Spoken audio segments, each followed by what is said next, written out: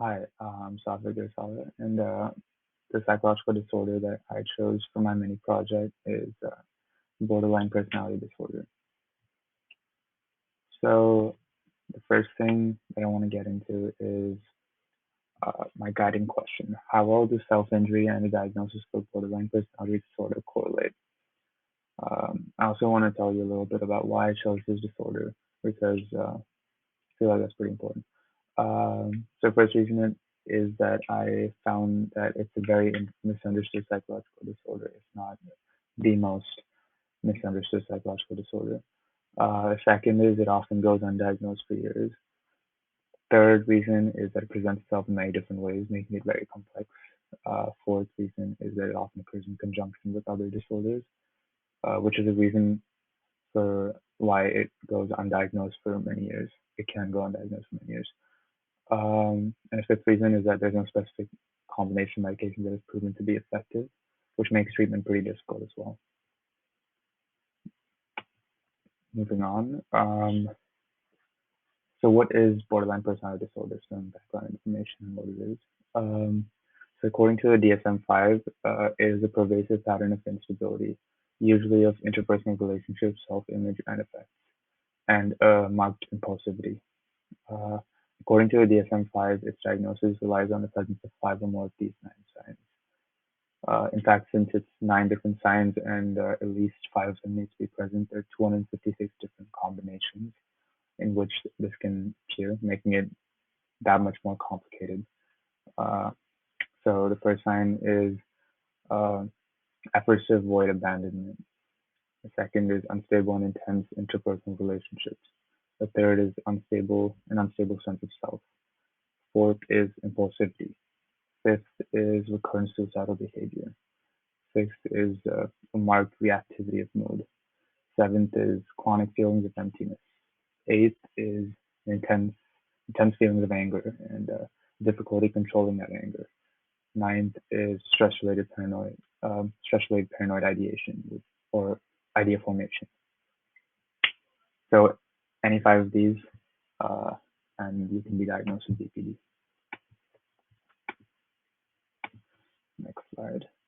So the one symptom that I do want to focus on today is recurrent suicidal behavior. Of course, the other ones are pretty important, but this one is, I feel like, the most tangible one for us as bystanders, uh, observing those who have been diagnosed with BPD. So first I want to address like a major social stigma surrounding BPD.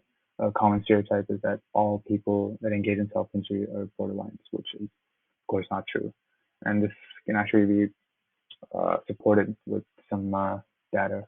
So in a 2006 study by Harvard psychologist Matthew Knock and some of his colleagues, uh, they collected 89 hospitalized adolescents who engaged in non-suicidal self-injury or NSSI as their subjects, and they diagnosed them with psychological disorders, and only 48% of them, did not meet the criteria for BPD, which shows that the correlation between NCS and SSI and BPD and a BPD diagnosis is pretty weak, which answers my guiding question.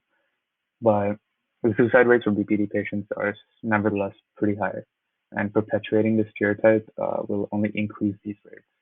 Or this is also called self-fulfilling prophecy or behavioral confirmation effect.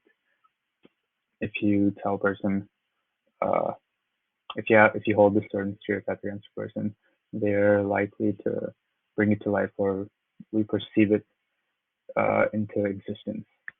Is essentially what a self-fulfilling prophecy is. Then another thing is BPD is commonly misdiagnosed.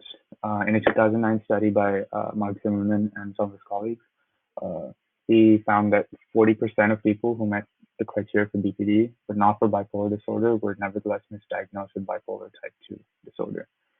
And 40% is a pretty high rate. You know? And from another study by Mark Zimmerman, published in 2013 in the European Psychiatry Journal, he studied how the he studied patient likelihood of prior suicide attempts. He collected data on that. So he collected it for patients that were diagnosed with BPD and bipolar disorder, those with only BPD, and those with only bipolar disorder. So the suicide rate for those with BPD and bipolar disorder is the highest at 58%.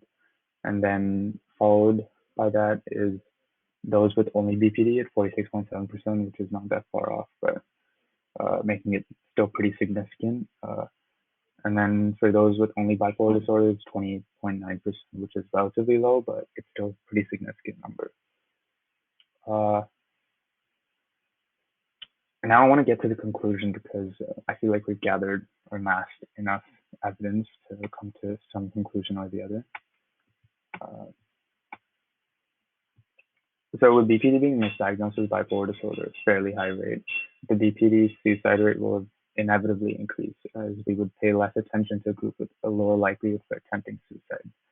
So for instance, if we have a person who has in reality BPD, but is misdiagnosed with bipolar disorder, then society is less likely to pay attention to them with regards to suicide rate because as we saw in the previous study and the previous slide, studies indicate that people with bipolar disorder have significantly lower suicide rates. Of course, it doesn't mean that we don't pay attention to them as much, but people with BPD do require more attention with regards to suicide watch and stuff like that.